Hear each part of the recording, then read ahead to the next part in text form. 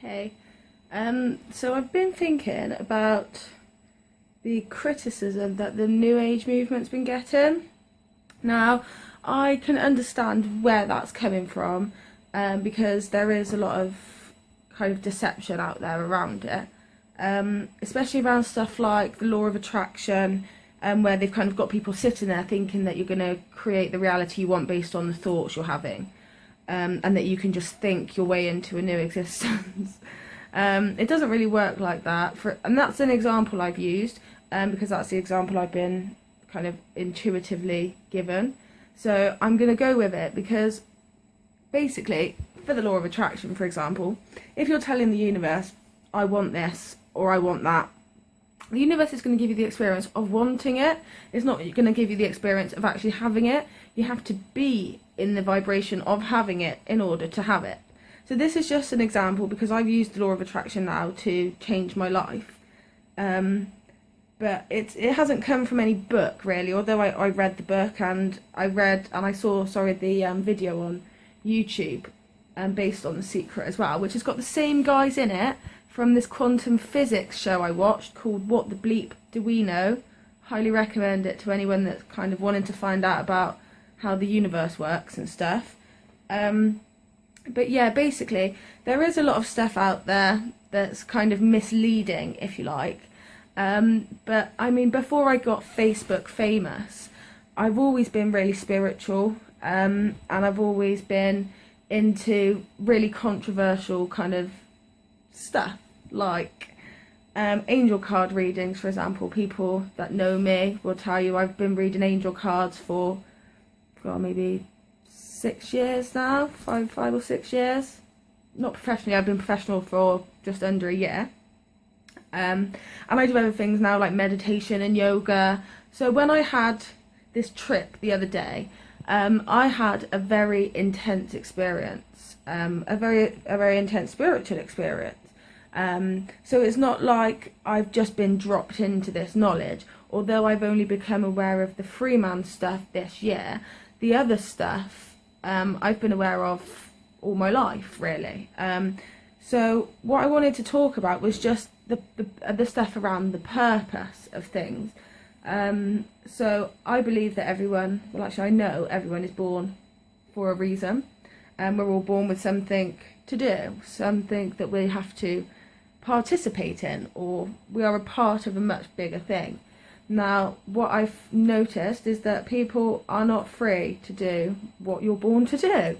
Everyone has a purpose, and a lot of people are not free to live that purpose because they're too busy working to earn their right to live.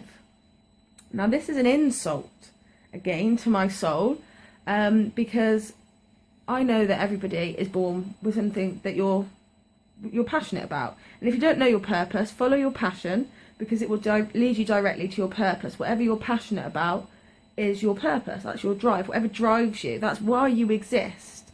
Now, if you're lucky enough to have your passion as your work, as your job, I don't know whether you would even class it as work, because I know when I love to do something, I don't class it as work. And if everybody was free to do what they love doing, we're going to create something very different. So people are saying, how do you exist in a moneyless society, in a cashless society, like with not even cashless, moneyless? It's easy. You do what you love for free. And there are people that love the strangest things, like for me to think of like loving doing, I don't know, fishing or carpentry or farming or something. It just doesn't appeal to me at all. But then if it comes to things like writing or reading or dancing or something like that, then that's something that I love to do. Now, between all of us, we would cover every human need. It's been proven that 1 in 10,000 of us has an idea that could sustain the rest of humanity, could look after all of us. So if we didn't have these elitists running the system to their advantage with the banking system, we'd be creating something more harmonious, more beautiful. Now, the only reason I'm saying these things is because I'm thinking of the children. I don't want to bring children into a world that they're not free to live their purpose. They're not free to live who they are and be who they are. Now, I'm not going to do that. It's taken me however long it's taken me now to just be myself. And in all my videos, I'm totally real with you. Do you know what I mean? I don't pretend to be perfect. Do you know what I mean? I'm just totally myself because I think you deserve it. If I want the truth and I want real, I have to be real and be the truth. And that's what I'm trying to do. That's why I don't really care what you think. If you've noticed, I've kind of stopped commenting and reading stuff now because I don't really care. It's not that I don't care, it's just that it doesn't affect me.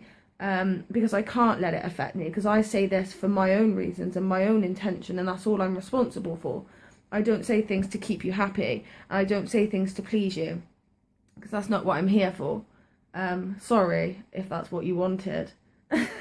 But I'm sure you'll be fine with the truth instead, because I think that's the most important thing, and that's what's inspiring people. Like, I'm not saying I've got it right. All I'm saying is I'm following my heart, and I want to inspire you to follow your heart. Do you know what I mean? Don't follow the politicians and the people that we know are fucking us over.